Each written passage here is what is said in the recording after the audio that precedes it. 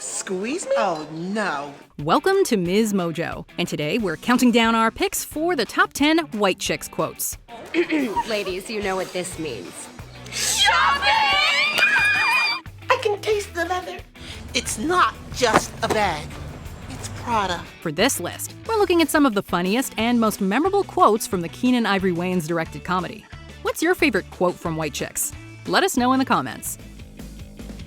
Number 10. Everything but salad. From the moment Latrell arrived in the Hamptons, he has been relentless in his pursuit of Tiffany Wilson. Pardon me.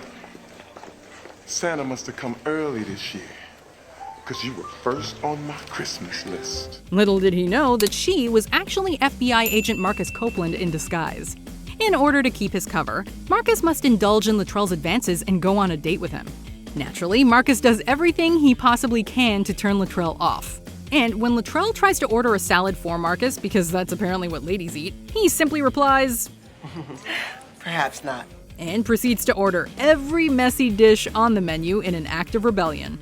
As funny as the quip is, it's even funnier that it backfires and only makes Latrell more interested. You know, I like a woman with a little extra something. A little cushion for the cushion. Number 9. Daddy's broke. Are you sure this is gonna work? Just trust me. Follow my lead. Amid all the shenanigans the Copelands get into while disguised as the Wilson sisters, it's easy to forget why they are even there in the Hamptons in the first place. They were supposed to be keeping an eye on them as possible targets of a kidnapping. During the final fight scene of the movie, Warren Vandergeld admits that it was his plan to kidnap the Wilsons for ransom because he's broke. His daughters ask him if he's Martha Stewart broke or MC Hammer broke. And he replies, or actually shouts, MC Hammer broke! It's just such an odd but topical reference that really hits the nail on the head with just how privileged these socialite sisters are. Number 8. What Marcus thinks of Latrell. Let's go back to Marcus's date with Latrell for a moment. After all, there are so many quotable lines from that scene. Unsurprisingly, Marcus is not happy when Latrell buys him in a date auction. I don't want to go on a date with Buck Daddy.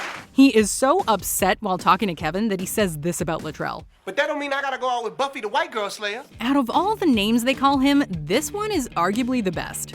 We'll break it down. First off, it's a pop culture reference to a beloved 90s TV show. Secondly, he's calling out Latrell's fetishization of white women. And lastly, he's using the name Buffy to poke fun at his ridiculously muscular body. There's just so much going on in this one-liner. Number 7. Shamu Rant. What do you think? There is just too much here to pick out one solitary line, so we have to discuss Lisa's entire rant.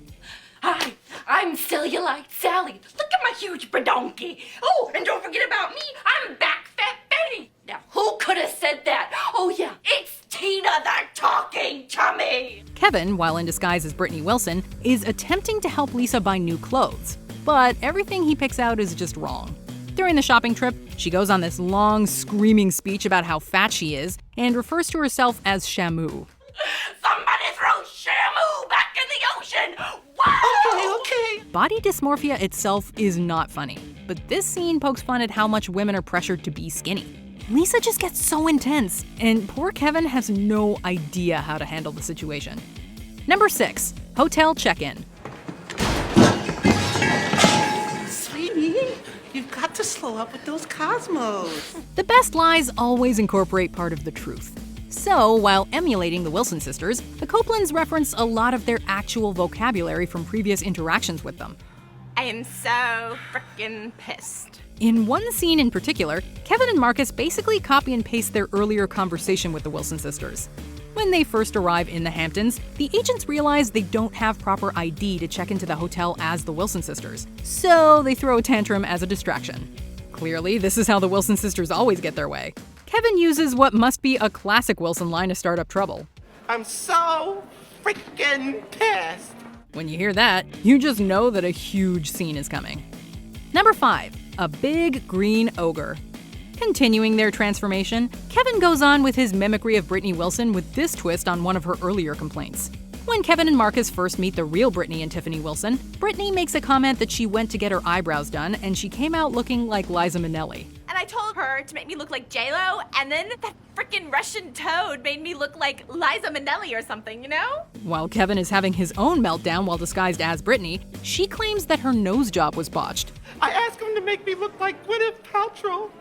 I get off the surgery table looking like freaking Shrek. This is not only a hilarious line, it's a really creative way to explain why the Wilson sisters look so different. Number 4, threatening a rage-filled outburst. Oh my god. I'm gonna have BF. This is another line the Copelands took right out of the Wilsons' mouths. After a car crash leaves the Wilson sisters horribly disfigured, at least by their standards, they immediately begin to freak out. If it wasn't hitting the fan already, things definitely spiraled out of control when Brittany Wilson announces, I'm gonna have a BF. What is a BF, you ask? That would be a bitch fit, which apparently consists of screaming at the top of your lungs, whining hysterically, and threatening to write letters. To whom we do not know. You are in big trouble. Kevin drops this line when trying to check into the hotel, as he and Marcus recreate the same scene they experienced with the Wilson sisters, officially completing their transformation. Number 3, chief compliments. The Copelands were not the only ones undercover in the Hamptons. They had to fool their fellow FBI agents and even their own chief. No. Don't have a BF. After their successful BF distraction, Chief Gordon comes to speak to the Wilson sisters and welcome them to the hotel. Naturally, the Copelands can't help but mess with the chief. They compare him to Denzel Washington and watch him swoon over the compliment, unaware who it's really coming from. Yeah, actually, I have heard it once or twice. And they continue their ridiculous flattery with this line. What a beautiful chocolate man. And that laugh they do, while accurate, is just absurd. Number 2, yo mama jokes. It's mother time. Oh my God, you want to talk about mothers? The Vandergilds didn't know what they were getting into when they challenged the Wilsons to play the dozens. To their credit, Heather and Megan did do their best.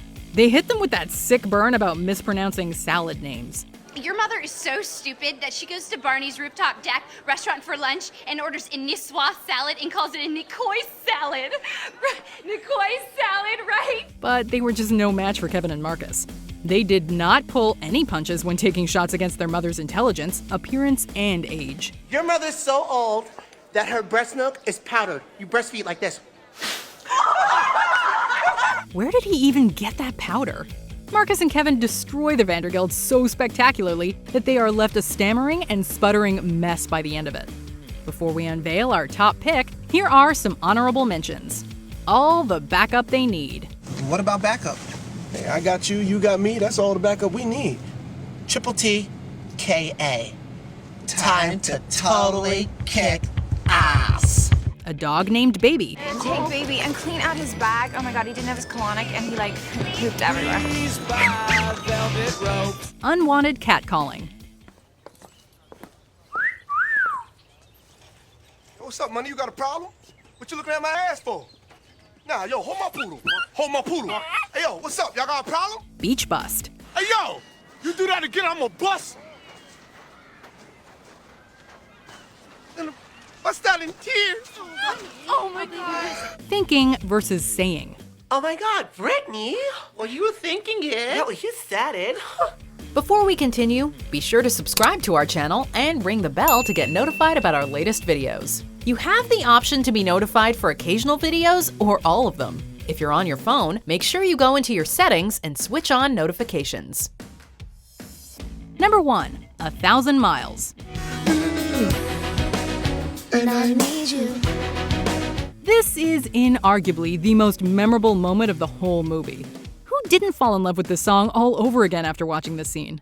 When Marcus is basically forced to go on a date with Latrell to help keep their cover as the Wilson sisters intact, he does everything he can to disgust Latrell and put an end to his obsession. And when all else fails, Marcus turns to what he is sure will be the ultimate turnoff. Marcus turns to the song that his new friends introduced him to earlier, hoping that this will finally unattract Latrell. But it completely backfires. That moment when Latrell says, How did you know? Followed by his performance of the Vanessa Carlton song, is unforgettable. If I can just see you tonight. Do you agree with our picks? Check out this other recent clip from MsMojo. And be sure to subscribe and ring the bell to be notified about our latest videos.